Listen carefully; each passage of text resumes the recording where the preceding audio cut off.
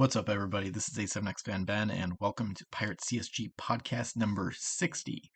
This is part 2 of the epic interview with game designer Mike Mulvihill, and you can find tabs and resources in the description to some of the stuff that I was looking at during the podcast. Feel free to use the affiliate link in the description to buy stuff from eBay that'll help support my content. Thanks for listening, and without further ado, here we go. Do you remember when the sets were designed compared to when they were released? So, such as like design versus on store shelves. I saw like a 2 to 4 month estimate in a video, but I don't know if it differed for Pirates.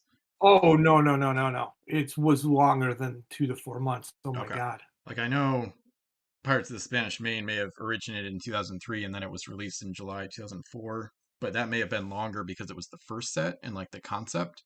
I don't know what the average was for like Crimson Coast and Beyond, if it was like 6 Dude, months. I wish I could tell you. I will tell you this. Hmm. I never was not working on a Pirates game at some Nice. point. Uh, so I like there was no downtime. It was the all right, everything was different back then, and then when I mean everything, I mean literally everything. So you got to remember too that people go, "Oh, it was on the shelf, so you worked on it this long." And I'm like, "No, not really. I worked on it way less than that." Because you got to figure that by the time it got on shelves anywhere, it had been sitting on the ocean for 8 weeks. Yep. It's created in, and then it takes a month, anywhere from, let's just assume a month, just to manufacture it, Hmm. before it goes on a ship to this thing. We have an approval step at that manufacturing level. We have two technically. We have like they do like their first printing of everything. So we would get these sheets on paper of all the cards, and then we would do any kind of edits or changes or fixes to anything that we saw. Um, and then and then we would get an overnighted shipment of things where we could do our audit to make sure that the sort was correct, Yep. um, and that would happen before it got shipped out. So so let's just say it's 4 weeks on or 8 weeks on the water, and then there's probably 1 or 2 weeks in the U.S. as it goes from the port to the warehouse to the store. Yeah, So customs. let's assume another month in there just to make it the math round. So that's 3 months of it not doing anything plus a month of manufacturing. So that's 4 months right there. Yep. So uh, now while that, let's just say that that's Revolutions, right? I'm already working on Barbary Coast the minute I'm done with Revolutions. So for those 4 months, I'm working on Barbary Coast, but I'm not turning it over 4 months later. It is probably,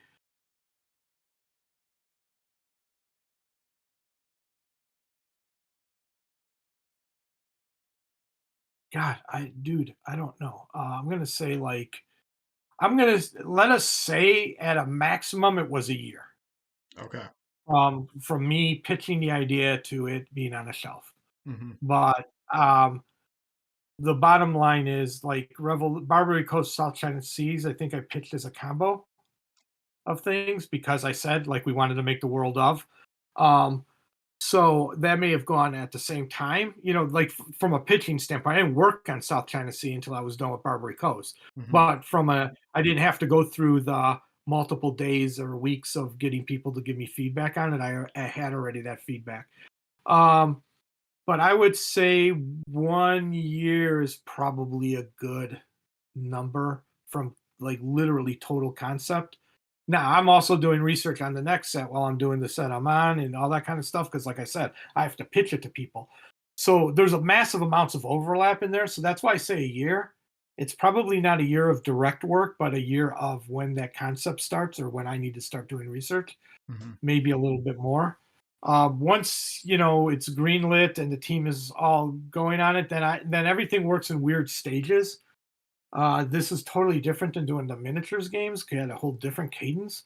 This one, I would, like I said, right away, I'd have to get the Ethan. We'd have to see how to make the new ship. We would, die cut it ourselves in the office to see if it would work. Then we would send the die cut off. Then we'd send it off to China for them to do a white model. I have a white model of one of the ships around here someplace. One of the original ones. I don't know Wow. what it is. If I do have it, I'll take a photo and send it to you. But every Nice. once in a while, all of a sudden I'm like, oh look, it's a white model of a junk, I think. Um, Nice. but it's that kind of stuff we would do, and just to make sure it could work, and then the art team is doing their stuff.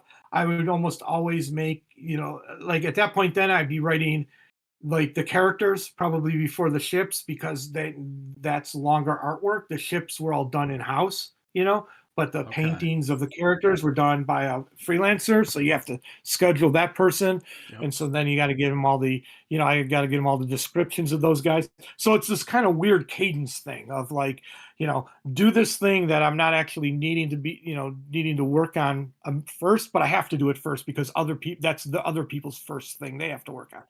So it kind of crosses over. So yeah, let's give it a year. Yeah. From initial concepting To, to shelf, and yep. then realize that that's broken up into chunks of like fire and not fire, I guess. Yeah. Yeah, that's incredible. Yeah, I'm reading this board game publisher book right now that another member from the Pirates community recommended.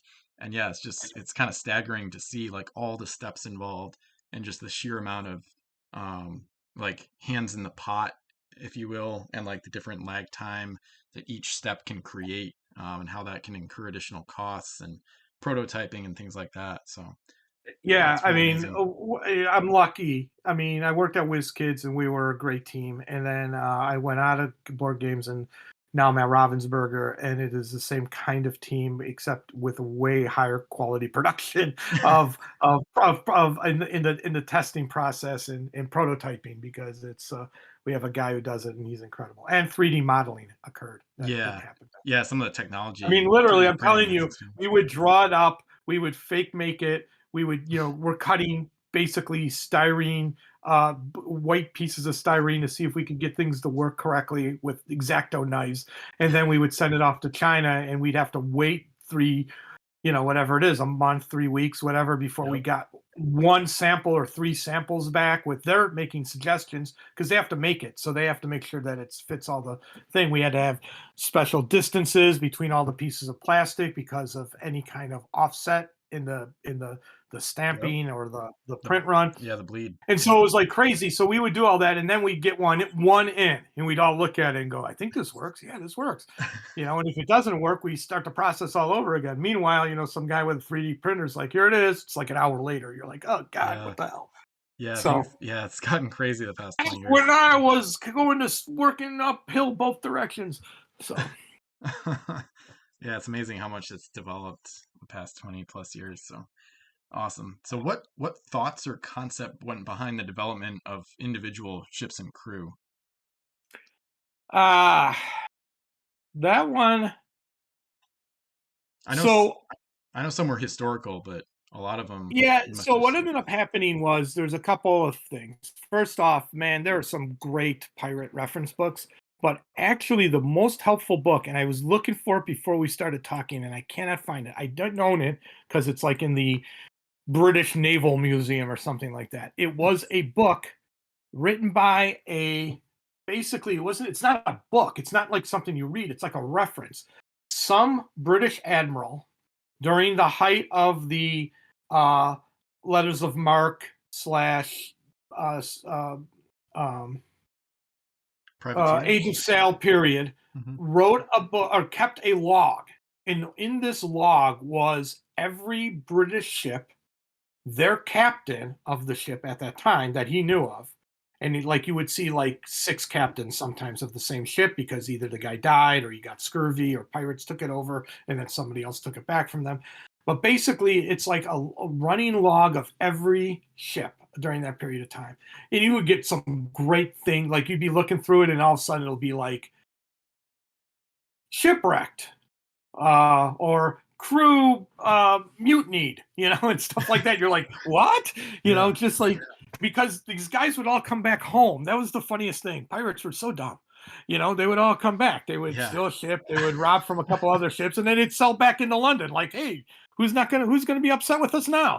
It's like, what are you idiots? That's right. You were all like literally the lowest common denominator people doing the lowest common denominator job, and all just trying to survive. Yeah. But what I found the coolest thing about that book was that it gave me, like, one, it gave me a bazillion names. Yep. That's really the hardest thing, is to try to make names of ships that fit the thing. Secondly, so it's like I said, a lot of times the starting was the concept, Barbary Coast. I had to have a list of, like, protagonists, if you will, of why this would be good on both sides, on all the sides of the factions. So because it's the Mediterranean, you got to have Redbeard in there. You got to have the British commanders, Wellington, or it's probably not Wellington. That's probably the wrong period of time, and I don't even know if he's in our game. But I would find these references to these ship battles and who was in them. And those were where I would get my main protagonists from. So because, again, I had to get those to art before I get them ship stuff. They could start making and coloring ships at any time because they didn't need me to tell them, oh, this ship needs to be blue. That was 100% art. What a ship looks like, 100% on the art team. Yep. They didn't need me to, once they had, once I would come up and I need to give them portraits. So I need to write some fictional backstory. Then almost everybody who I felt was a captain should have a linked ship to them. And so now all of a sudden I got ships that I need to have. Okay, now what is this guy? Oh, he was a raider. So he doesn't get the big giant four-masted thing. He's going to get a bunch of faster ships. Maybe a 3, maybe a bunch of really fast 2s, something like that. And so then I'd start to basically, almost like the guys who do the thing where they have like the cork board where they're putting the clues, and they're like, okay, this guy was here, and now I got the line here. It was almost kind of be built that way from a structure standpoint of saying, okay, I got crew, I got their ships. What's our new ability? Let's make sure it's in enough places. What's a cool old ability that may counter the new ability so that this set doesn't become the only set anybody ever plays? Are there older sets? Are there characters we can bring over, like because it was in the Mediterranean, we can do a lot of stuff with the Spanish crews and captains. Maybe some French guys were captured, since those were all, that was the whole Gold Coast area. And now we also have some African prince ships, besides the Mediterranean, so we can have a different color and look to our crew. And all of a sudden you're starting to play kind of with that tableau. And also then, as you're starting to design that tableau of the characters and their abilities and their fiction, you're starting to go, okay, what's cool in, what's cool in stuff we already have, because we made cool stuff. So how do we interpret that cool stuff here? What abilities do we use? And so it becomes kind of like making a puzzle. There's a scene. Everybody who's ever taken any class from me on game design, because I used to teach, will know this is a scene that I bring up all the time. There's the movie Apollo 13. Very famous movie. Hopefully everybody's seen it. But if you go look up the engineering scene online on YouTube, they come up, they discover what the problem is, and they tell the head engineer guy that we have this part, and it's got a circle. It's like a circle vacuum tube, and it needs to fit into this, and it's like a square kind of a square filter thing. Mm-hmm. And he's like, you've got to be kidding me. And they're like, no, that if we don't fix this, they're dead. And so the next scene is they bring all the engineers into the room, and now the head working engineer, not the head of the program control center. Yeah. He's in the front with the two other guys. They're all in their white shirts with their thin black ties. And he's like, okay, everybody, this is what we now know. We now know that we have this piece and we have this piece. They now need to connect together, and here's what you get. And then they throw on the table all the parts of the ship that are now no longer being used for anything. And then the engineers start grabbing stuff and that's game design. Mm-hmm. Yeah. Because so I'm looking at the fact that, okay, I have some new things. I have a new ability that I thought of because of the Barbary Coast Raiders, more so than that. So I now have a new ability. Maybe there's some new crew guys that do some cool stuff that lead to that kind of feel. I have this new ship type. Okay, Now I have 1, 2, 3, 4, 5, 6 worth of sets of ships. And this is where like playtesting was really important as the game went on, because I'll go, man, this ship fits right here. And then somebody will go, dude, this is the same. And not only is it the same ship, but it's the same faction. You just basically recreated the, HMS, bounty in Barbary Coast and called it the HMS, Scallywag. And I'm like, Yeah. crap. Okay, so now I gotta adjust something. What do I adjust? But that it wasn't it's not like you sit down and start at the ship 001 and go all the way through to ship, whatever it is, and then crew, 001 and go all the way through the crew. No, you actually you bounce around. Yep. You go, okay, I've created this character. He's got to have a link ship. He's got a link ship. Well, what other ships can fit that? I need it to be the new ship type, blah, blah, blah. Now I need to give it an ability. What's his background? What's his story? Okay, this is a cool background. This is a cool ability. They work together. This is awesome. Now let's do another. Now, who else am I needing to do? I'm very proud of the fact that I never sent art back. So if they gave me a portrait of somebody, I didn't go, "Oh, that's not what I do." I'll change the game mechanics to match the portrait or whatever. But usually in that's so it's not like I see final art. I see the sketches as well. I'll see all the drawings or all the art references. If when Shane's really good at this, he would just go, "Here are all the art references of the characters that you listed here," and I'd be like, "That's awesome." I don't see anything. Oh, this is great. And then sometimes that also gives me clues and going, oh, wait, maybe I should do this and move this guy to this ship and do this other thing with this. It's much more of an art than a science, at least for me in creating things. So there's no one mold where I go, oh, I make this ship first in every set and this character second in every ship. It's really how the sets morph and work. I mean, and then like when you have something like Davy Jones, you have a whole different, there's a whole different party involved with that. I know what all the things are. We've all seen the stories. How do I make these ships do these things? Well, we know these handful of ships, the 5 or 6 that are actually mentioned, they are incredibly important. One, they say this is the fastest ship in the world, so I can't make it an S. I have to make it an L plus an S, and I maybe even have to give it a, if you move L and S, you get to move an extra S, as an ability, so you have to start to do that kind of stuff again, and then, send it out to play testers and hope for the best a lot of times. And a lot of times you get like, this is really cool. Or you get like, you duplicated the ship twice in the same set. And I'm like, ah, damn, So, but that I don't think I answered your question because I don't think that's how I would answer it. So, I mean, no, you totally did. I mean, start with some of it was like the historical list, and then other stuff is you start with the theme of the set, and then you just go from there, and it evolves as you see the art and get feedback from playtesters. So it all makes total sense. So okay, awesome. cool. Yeah. Yeah, and I've designed a few thousand like custom pieces and whatnot, and it definitely sounds familiar to like kind of like a puzzle map where you got kind of a set theme that like slowly evolves over time, and then you figure out which factions you want to add and which might be more powerful than others in that set for different reasons and things like that. And then Yeah, you I mean, just kind of make up characters. there's one thing we never got to do, which I really, really kind of wanted to do, and you can see it evolve a little bit, I think. And that was I really wanted to do, for lack of a better term, kind of like team ups or mixed teams. And you could see every once in a while there'll be like a crew member that could work on a different ship, different faction. But I really wanted to figure out a way to do it. It just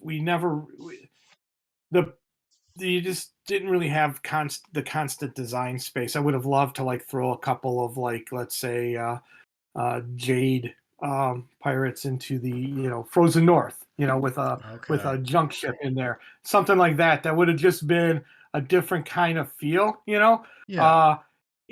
But we never had the design space. I think one of your questions that you may ask at some point was like the 30 point to 40 point thing. And that's kind of where that ended up happening. It started at 30 points because we figured that was more than enough ships for everybody to play this quick. Again, using Jordan's mindset of playable right out of the pack, very fast. We want this to be played by kids. Jordan's kids were in like school at the time, so he wanted a game that they could play sitting at their lunch table and during lunch hour. So it needed to be like less than 30 minutes.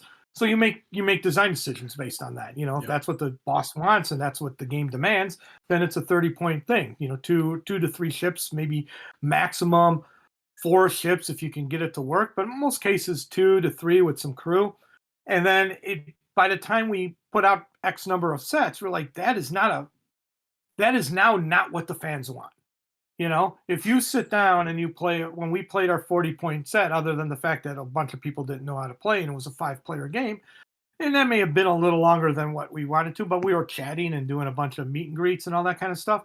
But you don't want it to be, the mindset at the time was we still wanted it to be a fast, still wanted it to be playable, but adding 10 more points didn't really harm the dynamic. Yeah. What it really did was allowed for 2 to 3 more ships and more crew. And so that was, I mean, when we played, I think we all had 3 ships. Somebody had 2 because they had a giant ship. Or maybe they had 3 ships as well and they just lost it very early. But I mean, it was basically a 3-ship with a bunch of crew game. And that's exactly what you kind of want, with the ability to do what you did in a later game, which is play a giant game, you know. And that's fine. That's what you want, because you want people to go, you know, at a minimum, we should play this game. You could still play a 30-point game. It's going to be really fast and it's going to be the same ships. And that was the other problem that we were starting to see early on was, in order to play a 30-point game, everybody played the same kind of ships because it was just easy to do the math. Yeah. And you're like, well, we want variety. You know, we have 12 sets out. Let's have a little variety in the armies. Exactly. You know, it was literally, you know, one faction playing those one, you know, with the same handful of ships. That's not very fun, not very interesting. So that's why we went up to 40 points, you know. And what I would have loved to have done later on was to do things at other point breaks to change up a little bit of the mechanics, to say, like, what if you were playing a 100-point game? What would it really mean, you know? But it really, in the long run, the game is tuned enough that it really just means it's time. So that's cool. Yeah. Still fun, still works. So, Yep. And that's always the danger. It's like when it doesn't work, when it starts to do that kind of stuff. But it was tight. That's the benefit, to be honest with you, of doing the point-based system, Mm-hmm. is that you maintain a balance. We learned this lesson with HeroClix, that if you can maintain the balance, you never need to ban ships. You never need to take things out. You never need to say, you know, you can't use this in this game because it's broken. By maintaining that point, that adherence to that point thing, and not putting out things that don't adhere to it, you maintain.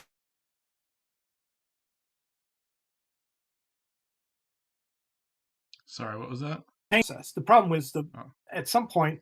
So remember earlier on, I talked about like the eyeball process of creating, like, you know, just playing things and seeing where they fit in the system, and so you end up with you may end up with broken cards or broken pieces or broken things because there's too many combos for you to see everything. You can only see some of them, and so that's the reason why a lot of card games have like banned, you know, cards, or you can't use these in this type of tournament because they don't fit the mode of the tournament. It's like two different it's like basically what I said early on about the Dutch system, or the Dutch ships. They would have at some point the house of the house of ships, I guess in this case House of Styrene, would have collapsed because they were not honed to the rest of the set. Yeah, you start to lose compatibility. Yep. Right. And so when you have the point value, you do that, except for the fact that it really is dependent on how tight that point value is. So for instance, like HeroClix, we loosened it up a little bit,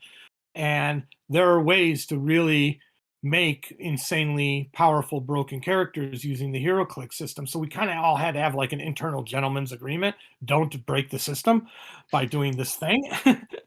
and you know, I don't collect HeroClix. I don't know any HeroClix anymore. I don't know anything about it, but it sounds like they've gone with because I see every once in a while I'm still on some stuff.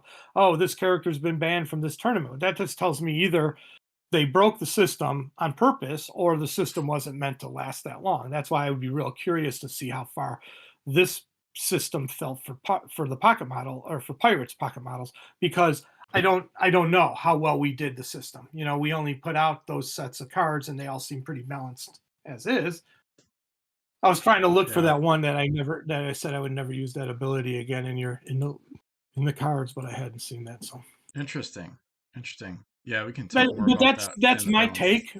But I make games now that don't use point systems, so it's really just like an adherence to a certain kind of economy of things. So Yeah. Yeah, that makes sense. Yeah, we can definitely talk more about some of the balance as the sets went on later. Getting back to your point about the teams, I think you'll be happy to hear that players have gone a little crazy in a good way with like doing that. And what I mean is like the crew that can use their abilities on any ship. And even like what I've done is like historical alliances. Like I do the French and Americans because they teamed up in the Revolutionary War, things like that.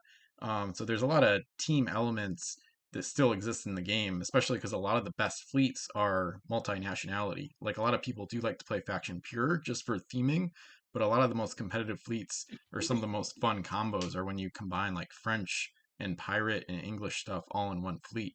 And actually, last year I played a couple co-op games where you actually play like a 2v2 game where you have separate home islands, but then your combined score goes against the combined score of the other two players. Then you have to like coordinate like who's going to which island and team up in like new ways that you've never thought of before. So even though it may have not have made it into the mechanics or the rules, people have definitely done a lot of team type stuff with the game. So yeah, I mean that's really cool. I mean, I just am so agog that people have maintained both playing it, the spirit of playing it, and then just like are taking it in those ways, because uh, you just never know. Like I said early on, you never know when a game's going to be successful. People are going to latch onto it.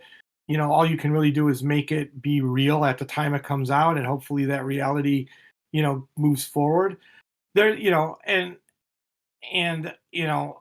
from my standpoint, it's to make sure that there was an infrastructure that supports it, because otherwise it wouldn't last this long.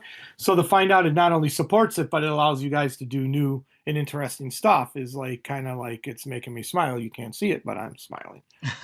yeah, awesome. Yeah, the game has a lot of longevity and the community is still pretty active. So it's super fun to be a part of.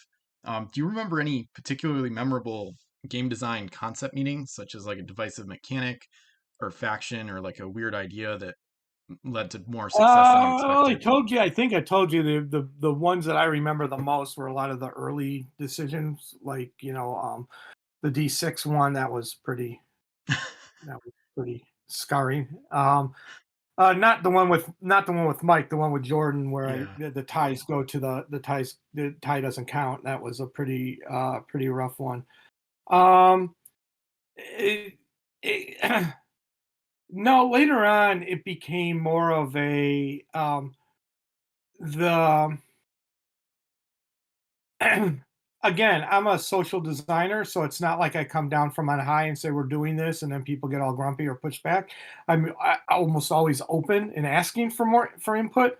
Um, it was, I think the biggest thrills were when Ethan and I would sit down and figure out how to make a new ship. I don't remember being upset or going, I'm gonna make sure this gets put in here, hell or high water or anything like that. I mean, I think that there was always like stuff I always wanted to do, and I got to. I mean, so I don't remember there being any like negative disconnects. I know that we always wanted more than we could get in. That was always a problem.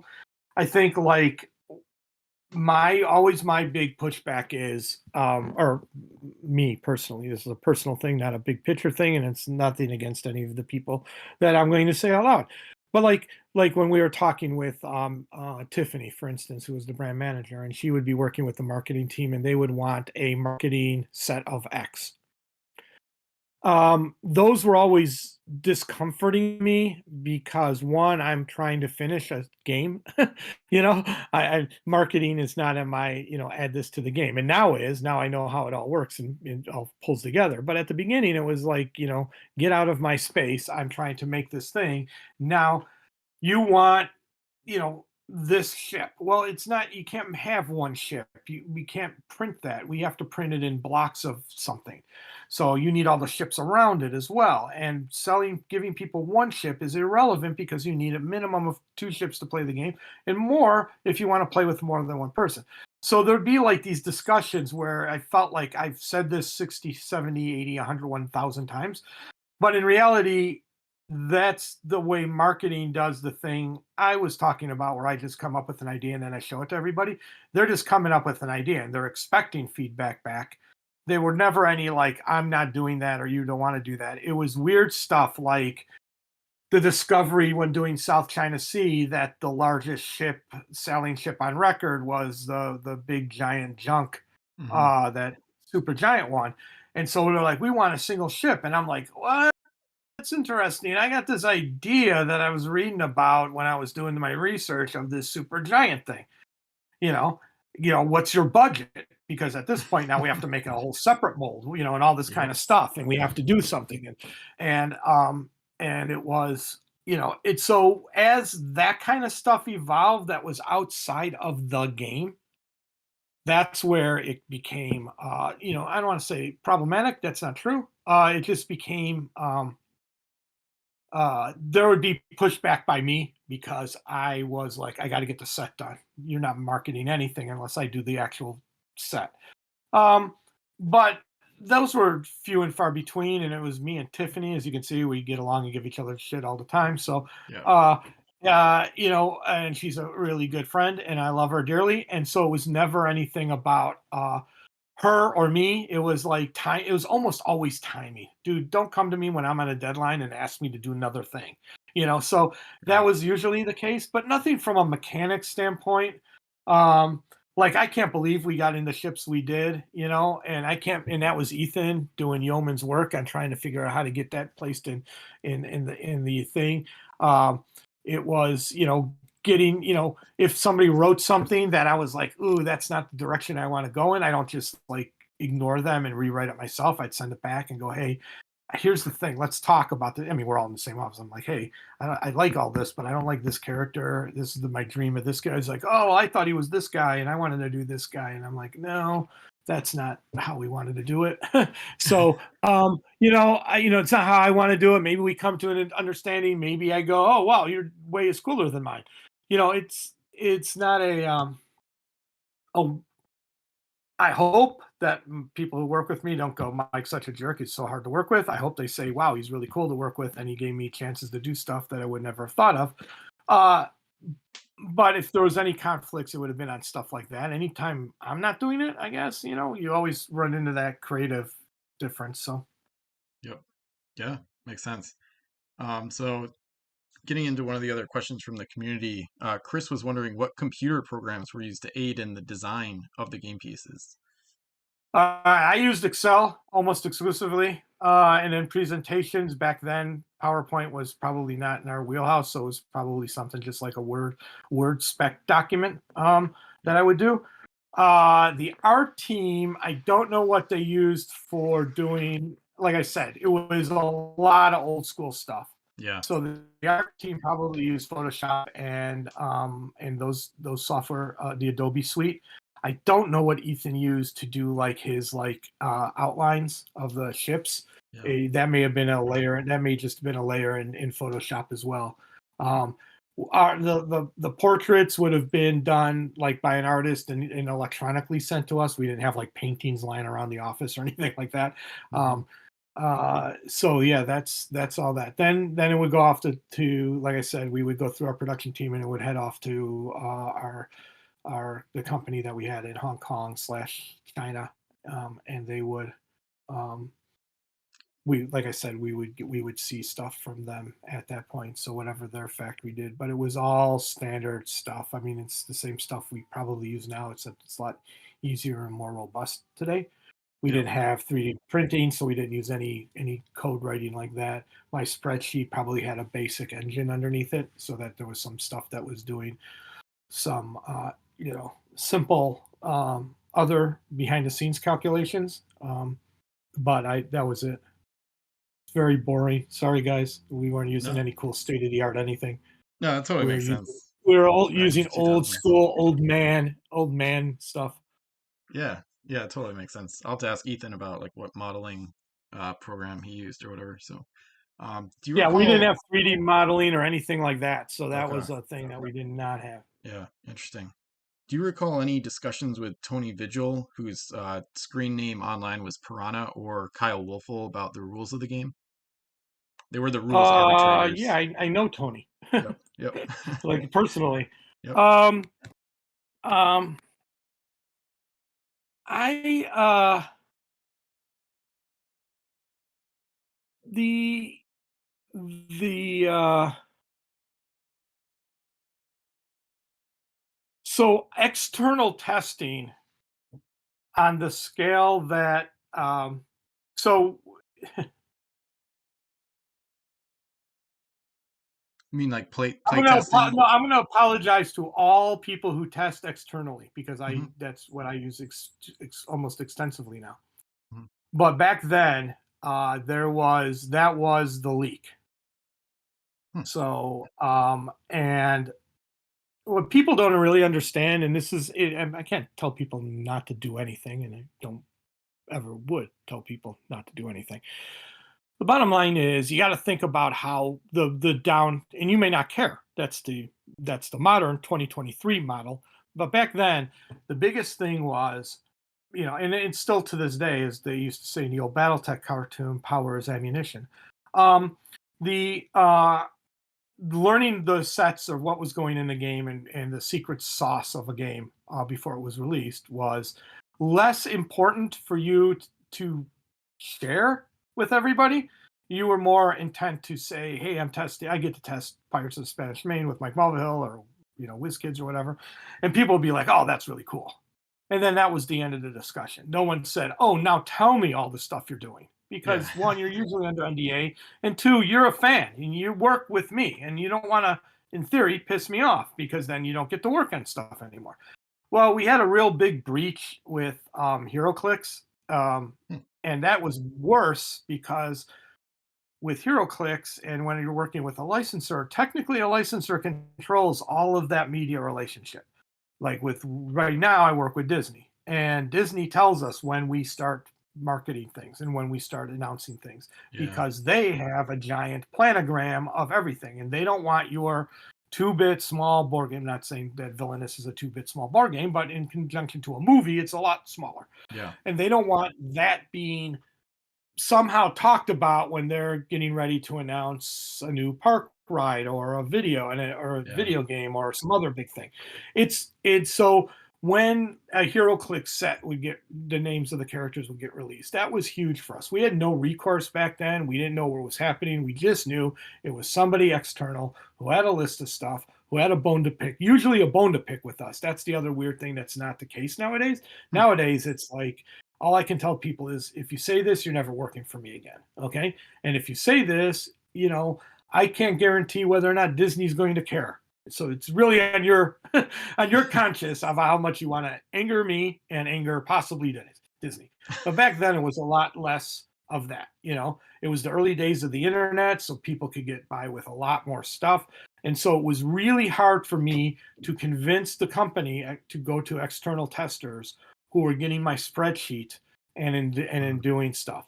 Yeah, Like I said, I use them. Tony's one of the guys I use. I remember that for sure. Um, and there was a whole, again, I had to say, don't say anything, don't do anything, that's not cool. And they were really good. So this was not a rant about them. It's just a rant about the fact that the company was always slower than I needed the company to be to get more info out. You know what I mean? yeah, So I couldn't just put a post up on Discord and say, "Hey, I'm starting a private Pirates Discord channel for Wizkids." who wants in, and just catcall everybody and then get 100 people in there. That would never. Well, one, there was no such thing as Discord, Yeah. so everybody was using going back and forth with me directly. But the company was like, who is this person? And we need to vet him and we need to do this. And it was like, oh my God, I don't have time. I need somebody to look at these. So I know Tony did a lot of looking at spreadsheets. So Tony, if you're listening, thank you. And a couple of other guys that did a lot of stuff. The biggest questions I would get back would literally be about the ships and about play. Every once in a while, there might be, how does this fit in the bigger scheme of things? Like, is this rule good? And we would make rule changes. Again, this is the thing, like the Dutch at the very beginning, or anything the forts at the very beginning. If you play in the game and it's not right, then that's your, as a playtester, you need to tell me, and then I will make sure that I hear that and we make a new decision. Sometimes I'll go back to that playtester and go, okay, you're encountering this.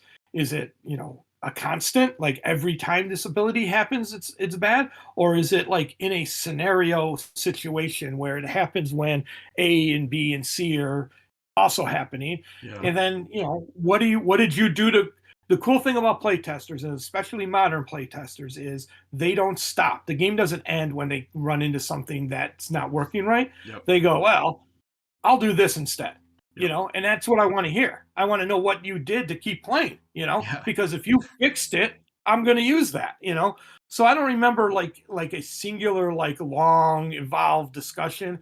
My pushback always is when a player tells me something's wrong, I need to hear the scenario that it was wrong in. Then I need them to try it in other scenarios to see if it's really wrong or if something's broken in this one-off weird combo thing. Now, I still fix it, but I need to know the context, whether the whole rule needs to be tossed, whether we just need to change the wording, whether we need to figure out this one singular interaction. So I need that.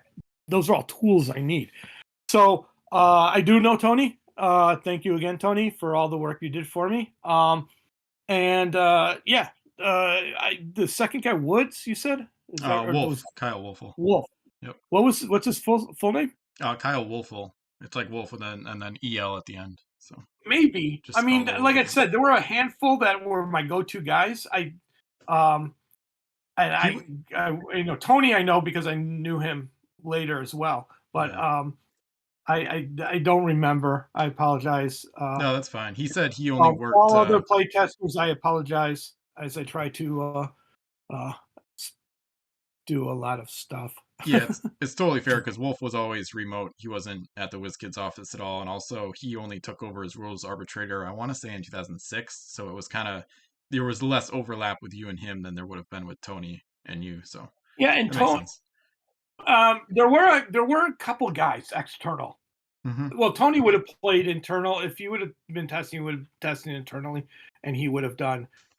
We would have used mock pieces. But there were some people out of the office that I sent full on spreadsheets to and asked them. Like I said, that's where I would get these ships are the same. I don't know if Wolfen was one of those guys. There were a handful of people back then. I'd have to look. I don't know. Yeah, no worries. Awesome. So from Xerix, he's my friend that you met, Bill. He's from LA. Oh yeah. He had some questions. We already talked about the original point limit of 30 points was kind of because it was supposed to be kind of a smaller scale game, and there might be cheaper ships in the first few sets, and Jordan wanted his kids to be able to play. And then it sounds like it was changed to 40 for more variety and some of the additional sets that came out and whatnot. I don't know if there's any other more to the story that I'm missing, but I think we mostly covered that. I think so. I don't remember there being like oh my God, the game no longer works at this size. I don't think that ever happened. Yeah. Nice. So that's definitely not a thing that occurred. Yeah. Nice. So yeah, that was that. It was much more organic. A lot of times, people just need to go, especially with games. We're not, we just need to like look at it from what do you think the most logical explanation was? We didn't have to reinvent anything. Thank the maker. Yeah. So then he had some follow-ups as well. Were other suggested point limits for games discussed or tested among the designers, like 35 points or 50 or 60? Okay, so yeah, there's a couple things that are kind of funny about something. The one that we originally thought was 25. And we cut it because you're just stuff. I say stuff and people will go, I don't believe you. And I'm like, I'm sorry, but it's true. Doing 5-point builds was like people's brains exploded. It's like that didn't, even though 25, you would think, well, that's a logical number. People should be able to get 25 points. Somehow in doing the builds, or either the fact that the numbers, remember, we're nothing in our game. I mean, there's a lot of stuff in our game that ends in a 5 or a 0, but a lot of stuff ends in 2 or 4 or 3. They have 7. They have there any value between the range of values on the ships. Yep. And so when you told people to make something to 25, you would just watch them brain melt. Yeah. So 35 and 25 were right out. They were like literally right out. And so then it was like, okay, and like I said, when we did the first set, it was more about no more than 2 or 3 ships, with a couple crew, and a 30-minute game, and that was 30 points was the logical number. Again, based on whatever that 0-point character that I told you about. Not 0.0 on the scale, the center of the scale, if you will. He may have been I think he was an 11-point ship. I'm gonna look and see at the spreadsheet while we're talking. Awesome. But I don't know. I don't know if that's Yeah. I can concur that I play games almost exclusively ending in like 0, like 40 or 50 or 60. I know I've done a few 45-point fleets, and I think I've played games at 75 and 85 points, but I would say probably 98 or 99% of the games I've ever played are, in multiples of 10 basically. So, and yeah, I was looking at that earlier for that ship. I didn't see a 2-master with L speed. But if you say 11 points, that kind of changes it a bit. Yeah, that's what I'm looking right now. I don't see one. I know. That could be. It could have been the Revenge. May have been the 0-point ship. Interesting. No, that's 4 masts. That's too high. It would have been. Okay. It would not have been a 4-mast ship because I have all the lower masts. Yeah, you think 2 or 3 masts? Okay. Yeah, I'm like looking at 10, 3 mast. Yeah, HMS Bergenhead you said the first one may have been English, so that one's an English HMS Bergenhead. Yeah, it's just a thing. I just couldn't remember. But the bottom line is, there was this ship, this mystical ship. We may not have made it. That's the other thing. They ended up creating it. We just may not have created it. We just said that that's what we think the center is. That's what I'm thinking. Yeah. But the bottom line is, there was no real like the impetus was about play. It was like what makes a better thing. To answer the question about more, we kind of talked about it. The goal would have been for us to create all right, and just everybody understand this. This is not a negative about Wizkids. I'm not upset. I'm not angry. But at every game company, there's a pecking order of games. And the pecking order of games at Wizkids was HeroClix was the number 1. Yeah. Technically, BattleTech would be number 2, mainly because that's Jordan's baby. Okay, that's the first game he ever created. It's the one he always involves himself in every element of it. Ever since it's come out, he is involved in somehow. It's how he got the electronic rights and created a game company an electronic game company that I went to because of it. But BattleTech's his baby, and it was always going to have a higher thing. Pirates was number 3 at the best, maybe at its highest point. And because of that, you got to understand that spending a lot of time developing long-term pirate strategy was never really the be-all, end-all of this game. In fact, it may have been the end of the strategy may have been when we got Disney's license, because that's what Jordan wanted from the very beginning. He would have loved for the first set to be Pirates of the Caribbean, the movie stuff, but it didn't happen until the 6th set. So in his mind, once we hit that point, and again, once we created this world of piracy that we did to get to that point, it didn't have the same long-term planning that we need to do. We did not have people lining up at Gen Con to play in tournaments 24 hours a day. We did not sell, thousands and thousands and thousands of products. It's just the real reality of the situation. What we created was this awesome entry level game that people, even to this day, play, out of a booster pack, So we did something really cool, but and on the scale, it had a different market, it had a different place, and WizKids was never big enough to promote 3 games at maximum volume. Um, and so to that end, long-term strategic planning, like how would we do a 100-point game? How would we do a 50-point game? How would we do that? Again, I think we talked about it earlier.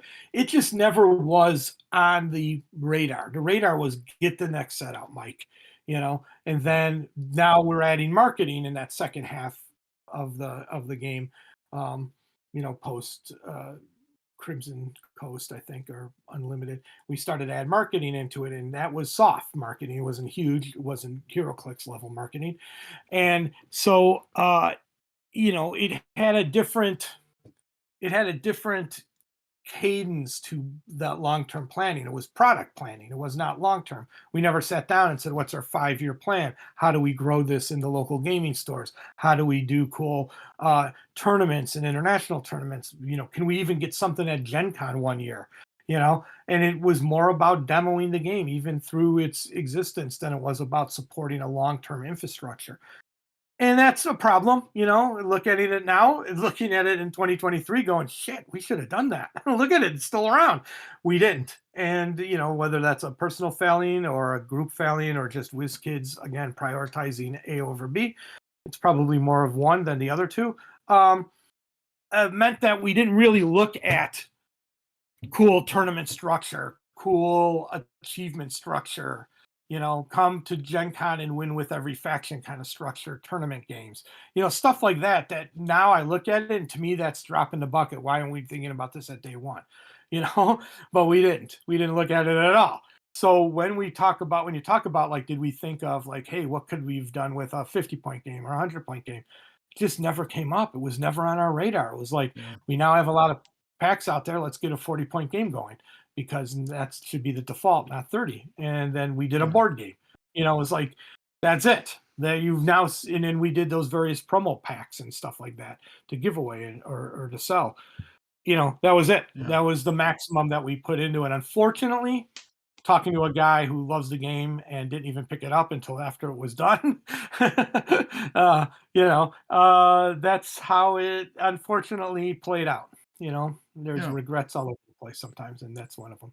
Yeah, I mean, I think I would argue it's not really a failing. I think there's value in keeping the standard build total the same throughout almost all the sets. Because if you kept changing it around or increasing it, players might get a little confused as to what the default is, and they might look at rule books from different sets and be like, "Oh, is it 80 or is it 40?" So, I mean, I think it's fine, and I think it works pretty well for tournament style play and the organized play that they had back in the day at stores, because it allows for a shorter game and you can play a full tournament in a day, whereas if you do a 100-point game, you might only play 2 games in a 6-hour session.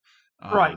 So I think Yeah. it's fine overall. Yeah, it was. I think it's more about the fact that you think about it, and this is game designer life.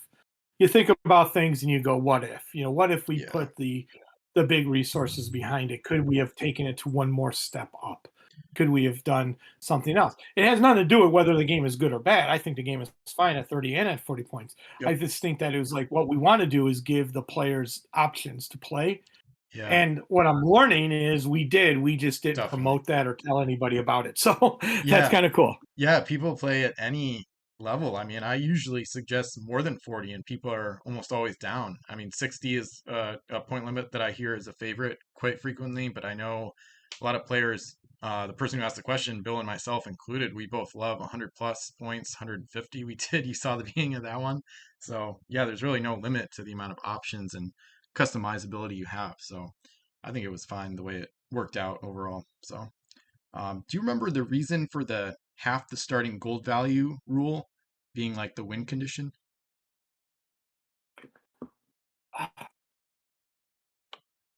Did that change at some point?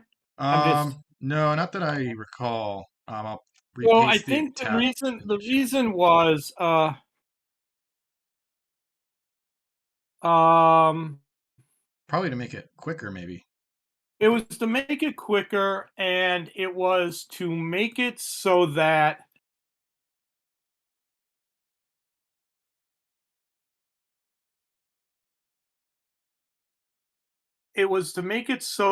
we didn't have the end game that we had, if you will, Mm-hmm. when we played the last time, where it's like there's two pieces of treasure out there, and basically everybody's self-sacrificing or trying to be the last ship standing with that one treasure or two treasures. Again, speed.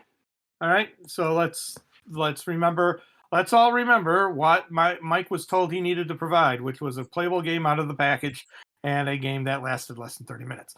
So in those tools, it was okay, play with X amount of gold, and the first guy who has that many gold win, half that many gold, because the other guy can't win then, Yeah. would win the game. And that was really what it came down to. So, it's basically a 50+1 rule, that was done for speed. You can, to me, it was an ignorable rule. I don't think I've ever played. It's the reason why I'm confused when you say that is because I don't think I've ever played using that rule. And I'm the game designer. I always played like when we collect all the gold, guy with the most wins. And I think that was put in the game. The initial rule was put in the game because of who we thought our market was and what we wanted the game to be. When it's actually a real game, you realize, you don't need to do that anymore. You don't need to cut the end corner off, if you will. You could just play it all the way out to the bitter end. Yeah, and that's what the multiplayer. If we had ended at that, I would have won the game. And I'm just Yep. Yeah, and that's what the multiplayer rules have, where you play until half or more players can't give actions, or all gold has been unloaded to home islands, and the most gold it wins, of just is course. much more fun, I think, Yeah. because it makes more sense. It's the other one's kind of one of those, oh look, I happen to find four golds, and that's That's I 16. now have Yep. I'm not 16, and we only ever put out 30, so I win.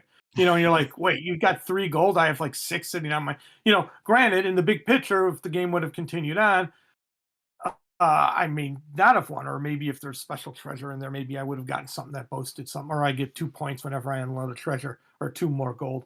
There's a lot of ways that it was a way to arbitrarily end a game before maybe you wanted to continue that. But that there was no real there's no real, thought process beyond that.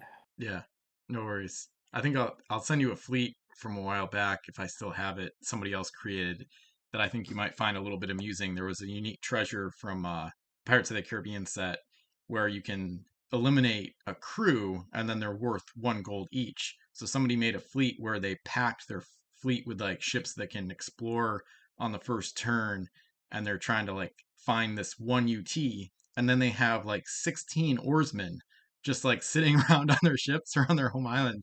And then as soon as they can unload that treasure, they sack all the oarsmen, and then they have 16. So yeah, Nice. it definitely got gamified to an extreme by some of the more kind of some of the more advanced players over the years. But it's always fun to see those kind of exploits happen too.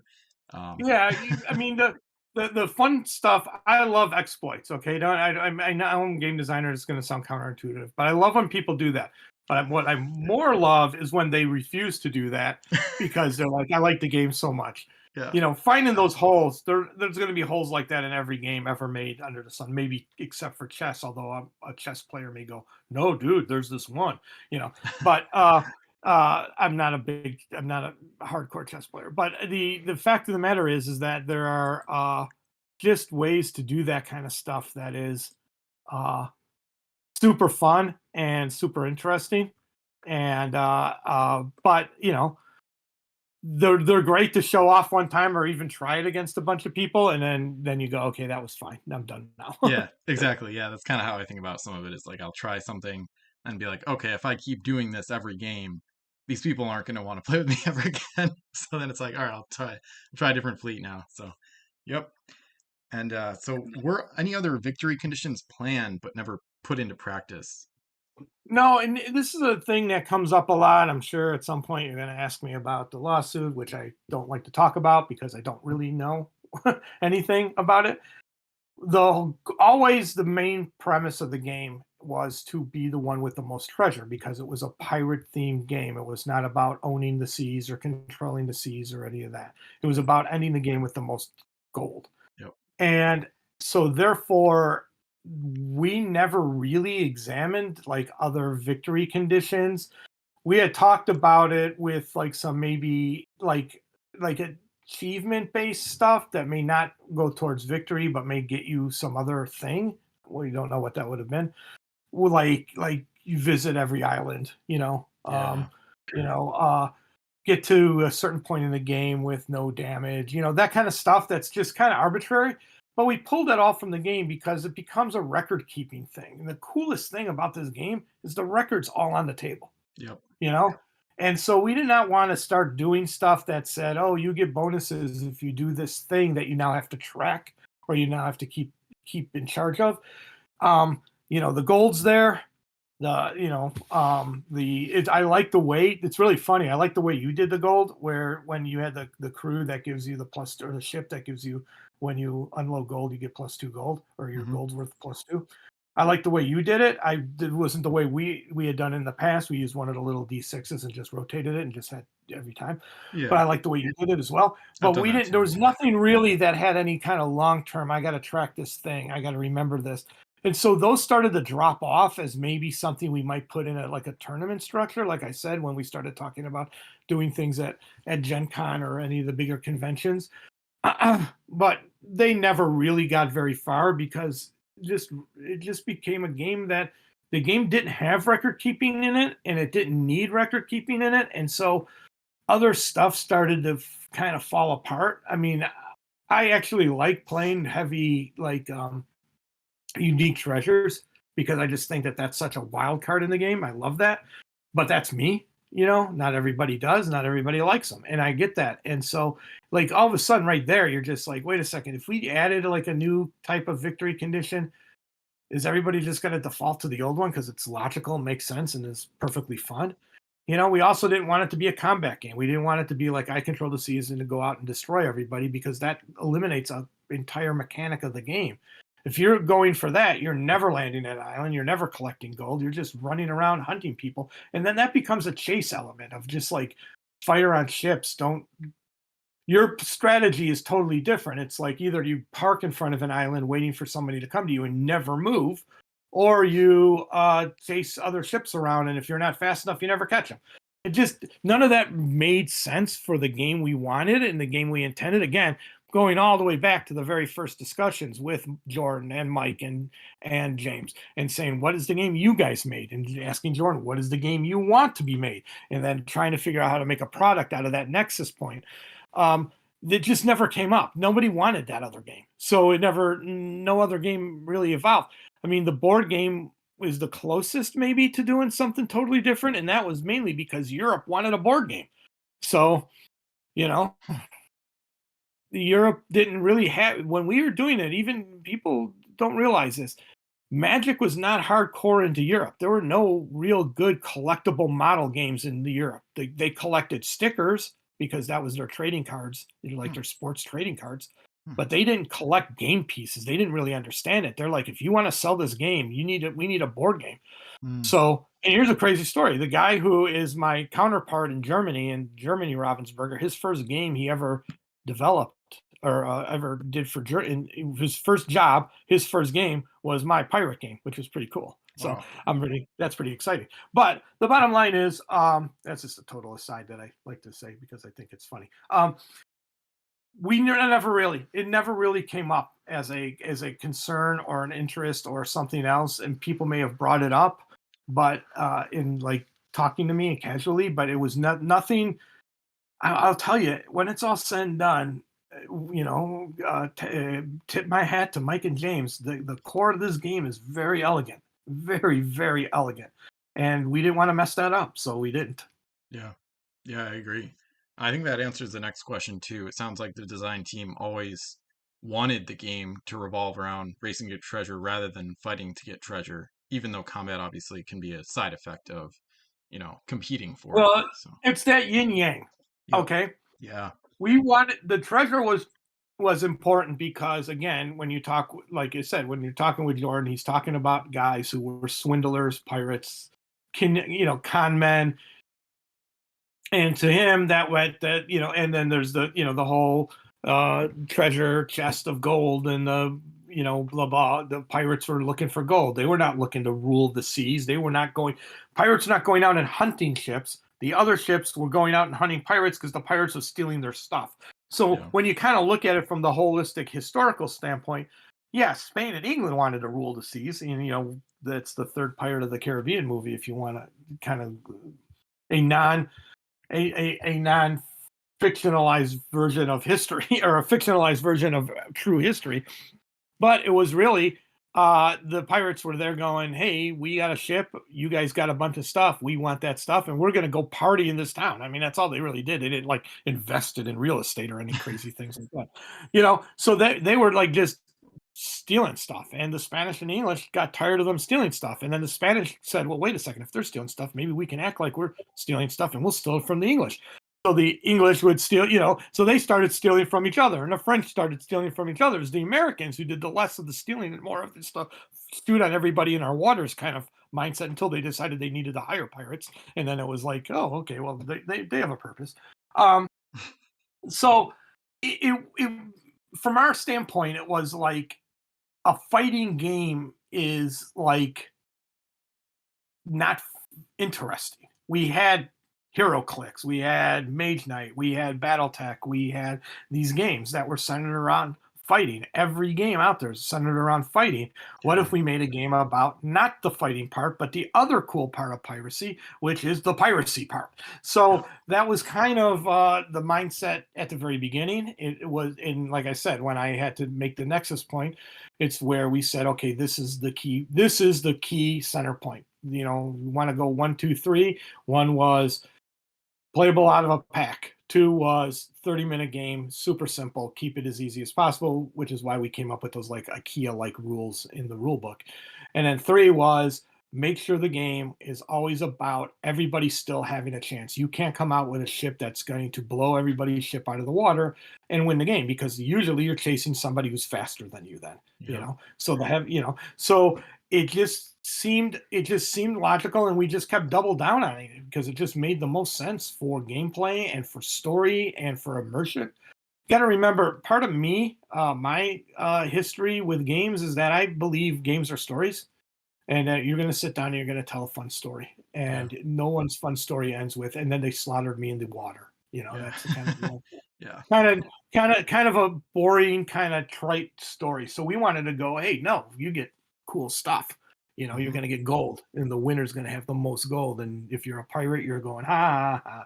If you're the English, you're like, I got you all. And if you're the Spanish, you're like, we're trickier than everybody else. So there you go. I mean, to me, that just tells a better story. So we never really looked at it, and we never really said we don't want it to be a game that's not about collecting gold.